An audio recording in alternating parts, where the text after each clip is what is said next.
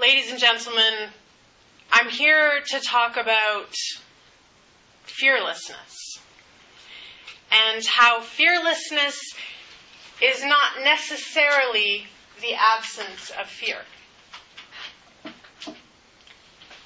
But there was a time in my life when I believed that fearlessness was about the absence of fear. I believed that in order to be a fearless person or have courage, I had to be unafraid. Now, if you can believe it, there was a time in my life when just the thought of coming up here in front of a group of people and speaking like this sent my heart banging through my ribs. Just terrified. And this is after a lifetime of people, family, friends, teachers, mentors, telling me that I should be an actress, that I would make a brilliant actress. And I spent a lot of time in drama camps and drama clubs and being the class clown and being that person who used whatever I had to get people's attention, to make them laugh, make them feel something, inspire them in some way. But at a certain point in my life, something happened and I became very, very afraid to get up in front of people. Something shifted. I shifted, I think, into a self-consciousness that worked against me. I became far too aware of the fact that people were looking at me and what would people think of me and how would I appear. And so I tried to get over that fear by running away. I said, well, I won't become an actress, I'll become a director. And I'll never have to get up in front of people. Or even better, I'll become a writer. And no one will ever have to see me if I'm a writer. But that plan kind of backfired because I was in theater school, and even if I was directing a project or working on a project as a writer, I still had to talk in front of people to tell them about it. And that stage fright, that incredible terror would come up. And this fear began to control me because it was actually dictating what I could do and what I couldn't do.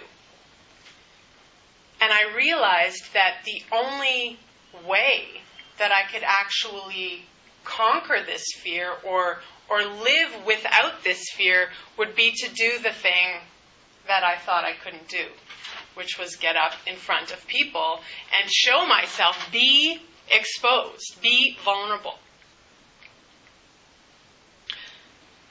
You must do the thing you think you cannot do.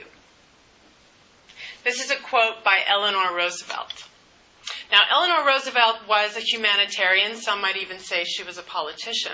But she was, in fact, an amazing speaker. And she spoke a lot about overcoming fear.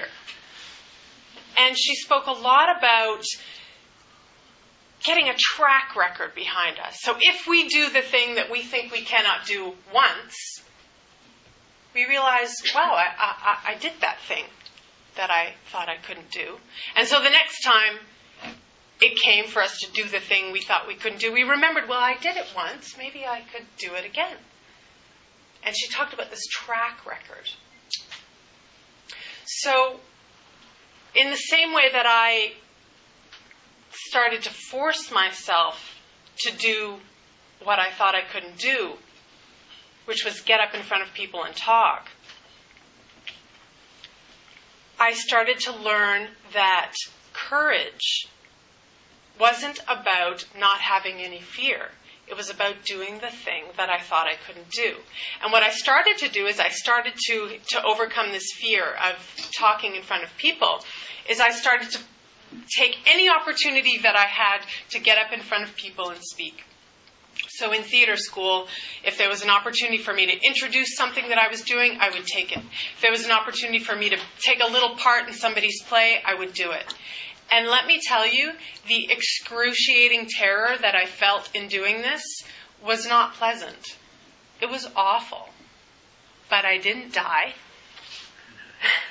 I didn't even pass out. I wasn't ridiculed. And the most amazing thing happened is that passion that I had to perform actually began to come back. So in walking through this fear of being exposed, if you will, my desire to perform returned. And I started to pursue acting again. Now, a couple of years ago, I was working with a business coach to help me expand my business. And one of the things we decided that I would do, I would brainstorm all the things that I could do to generate some more income. And so I wrote a list, without even thinking, 100 things to do to make money. And some of them were very, very silly. And some of them were realistic and on the mark. And the other thing I did is, I'm also a yoga teacher, so I have a spiritual practice in which I work with the Creator, Spirit, intuition, heart, higher power, God, whatever you want to call it. This is a power that I believe that we can work with, in relationship with, be in relationship with. So I put it out there. I said, how can I generate more income in my life? I'm an artist. I'm living hand to mouth. It's feast or famine. I need to bring in some more money so I'm not living in poverty half the time. And the still small voice, the intuition, whatever you want to call it, I heard, you can lead a workshop. And I said, okay, well, I've led lots of workshops. I've taught acting workshops. I've taught writing workshops. I've taught improv workshops. There's only so many of those workshops you can lead in Whitehorse before you kind of run out of people to lead those workshops to. And then I'm kind of in dialogue, right? So I'm thinking, well, okay, I can lead a workshop. What am I an expert at? And again, the still small voice came in and said, walking through your fear. And I said, that's true. I am an expert at walking through my fear. I have spent the last 10 plus years doing the thing that I think that I cannot do. I can teach this. I can lead this. Not because I've graduated and now I'm going to teach you all how to be fearless, but because I'm terrified of lots of stuff and I don't want to be controlled by my fear, so I do it. I do the thing I think I cannot do. So I began to lead a workshop called Walk Through Your Fear. And the idea, again, behind the Walk Through Your Fear workshop was not that I was going to pass on my great expertise and teach you all because I am a great teacher, but because I have this experience and I'm going to share it with you. I'm going to share the tools that I have with you in order to say, you know what? I'm scared. I'm scared of this too. And we don't have to be controlled by our fear. So the Walk Through Your Fear workshop was actually a great success. The Walk Through Your Fear workshop has graduated to become a Cultivate Your Courage workshop. You'd be amazed how many more people want to cultivate their courage than walk through their fear.